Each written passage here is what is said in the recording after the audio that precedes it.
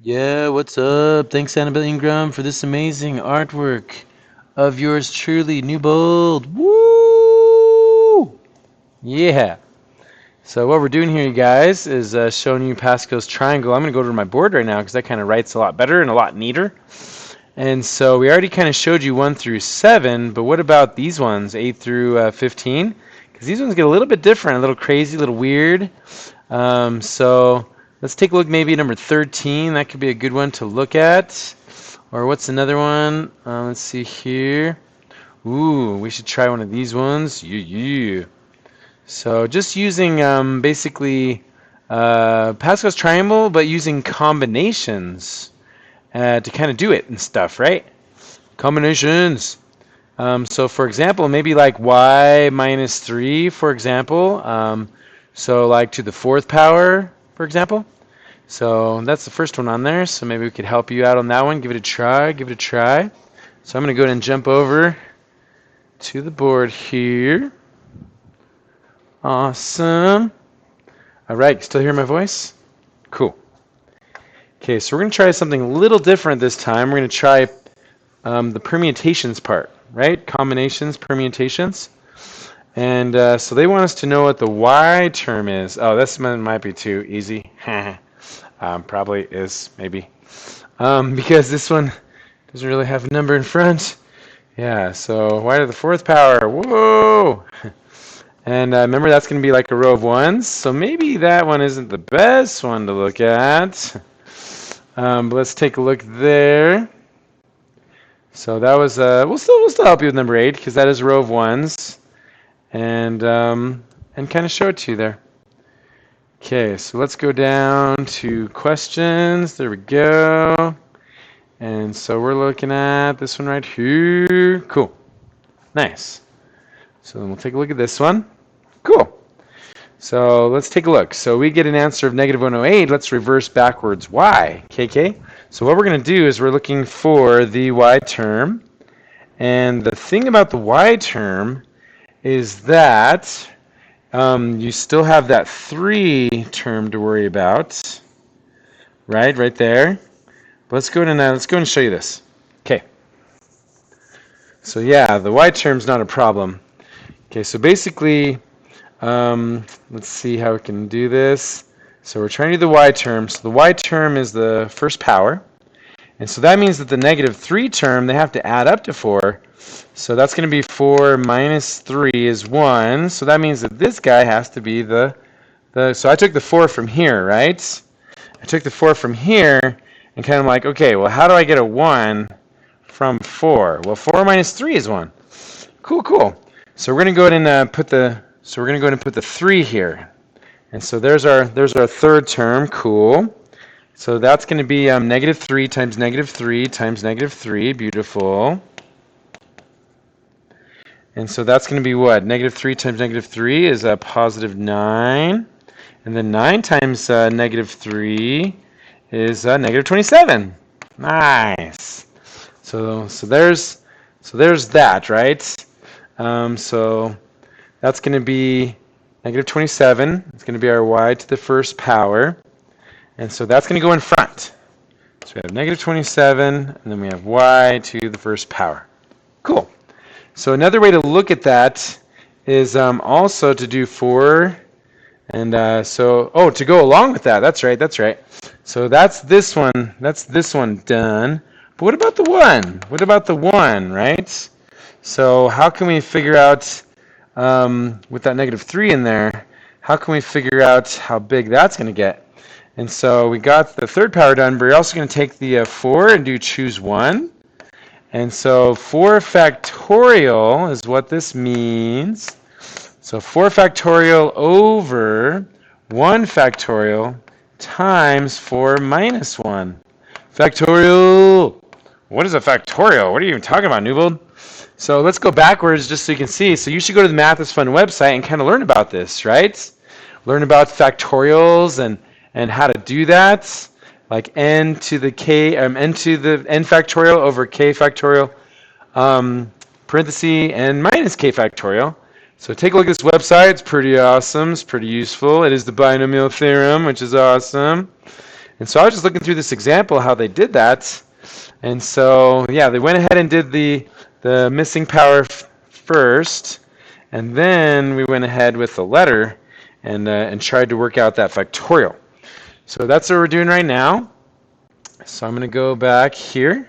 And then we're also going to go back here. Thanks for your patience. Okay, so that's going to be, let's see, so 4 times 3 times 2 times 1 all over 1 factorial is just 1 times 4 minus 1, and 4 minus 1 is 3 factorial. And 3 factorial is 3 times 2 times 1. So, wow, those are going to cancel out. It's just going to be a 4. Aha. So we're just going to take that negative 27, and we're going to multiply it by a 4. Woo!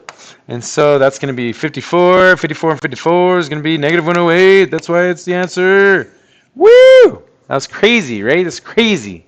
So there's our answer right there. Whoa, didn't mean to do that. So there's our answer for that one, which is kind of cool to show you how that works.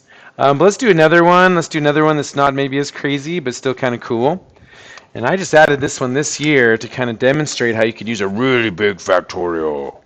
Whoa, 8 is going to be like 0, 1, 2, 3, 4, 5, 6, 7, 8. Right? So that's going to be so many terms, like 9 terms. Do you want to expand that many, or can we just use this cool combinations, permutations? Can we just use this cool thing we're learning? We can. Okay, so we want to know where the x to the 6th power y to the 2nd power term is. Right. And so what you're going to do is we're going to go ahead and do 8, which is our leader, which is 8. And then we're going to go ahead and choose 6. So 8, choose 6. Even though it's negative, these are even powers. So because it alternates, like x to the 8th power, and then x to the 7th power, x to the 6th power, x to the 5th power.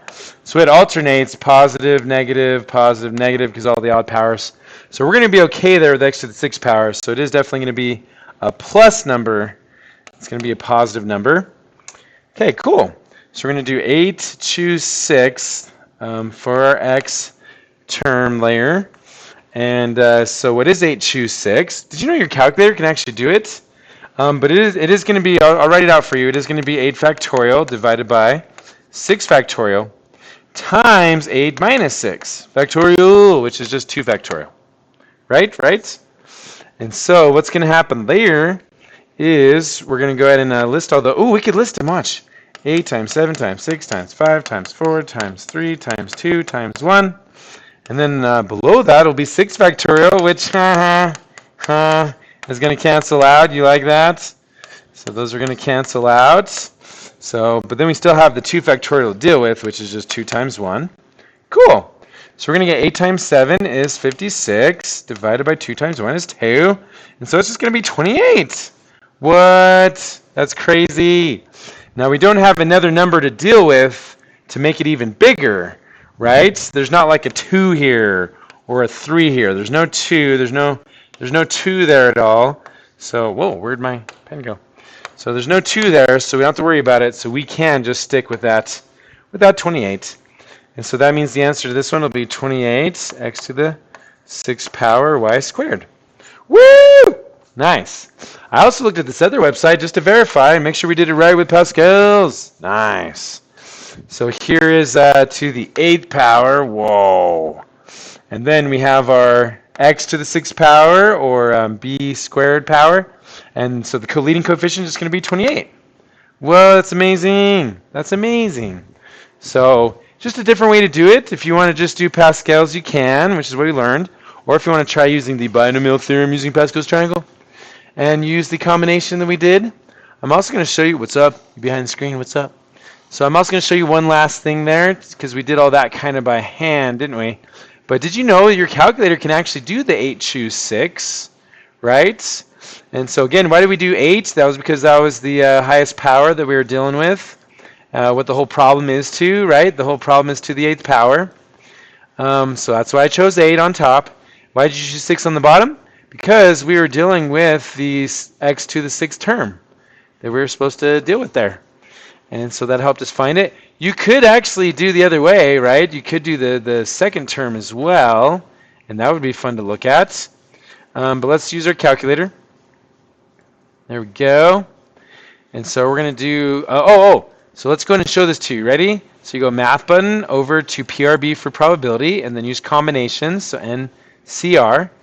And so we're going to go ahead and do 8, choose 6.